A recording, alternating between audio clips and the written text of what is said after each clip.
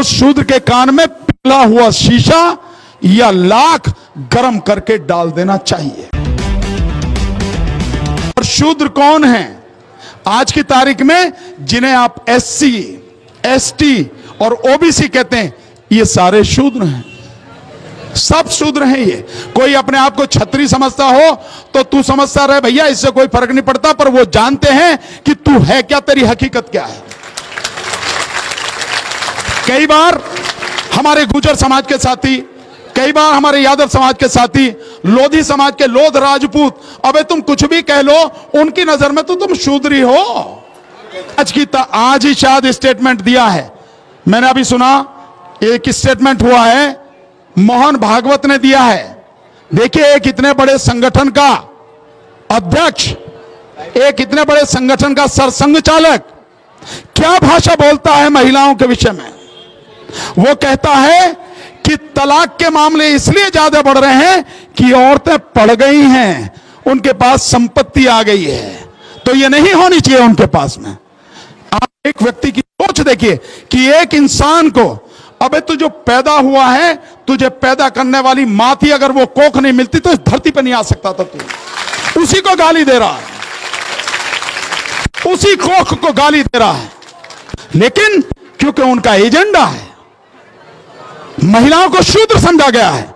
और शूद्र को कोई अधिकार नहीं है ना पढ़ने का, ना नौकर, ना संपत्ति जमा करने का, ना सेना में जाने का। उसका केवल एक काम है, ये ऊपर के जो तीन हैं, इनमें सबसे ऊपर जो ब्राह्मण है, ब्राह्मण, क्षत्रिय और वैश्य यानी बनिया, इन तीनों की सेवा करना ही शूद्र का काम है। ये इनके लिखे हुए कागज हैं, यही है मनुस्मृति। और इसमें और भी क्या चीज है कि जो शूद्र हैं, तो आप अपनी स्थिति समझ सकते हैं कि आप कौन है इनकी नजर में, अपनी नजर में नहीं।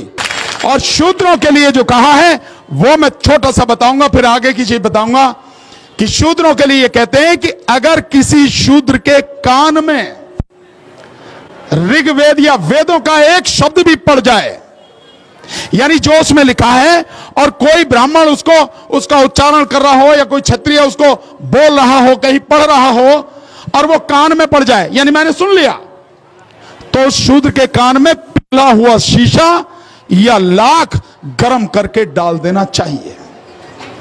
अगर वो वेदों के किसी शब्द का उच्चारण करता है, यानी बोलता है, जो वेदों में लिखा है वो बोलता है, तो उसकी जीभ काट लेनी चाहिए।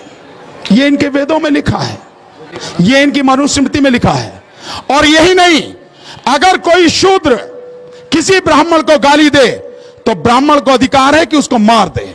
और अगर किसी ब्राह्मण ने किसी शूद्र को मार दिया, तो उसकी इतनी ही सजा है जितनी एक कुत्ते को मारने पर होती है। तो भैया, कुत्ते को मारने पर क्या सजा होती है, आप समझ सकते हो। यह है इनकी मनुस्मृति।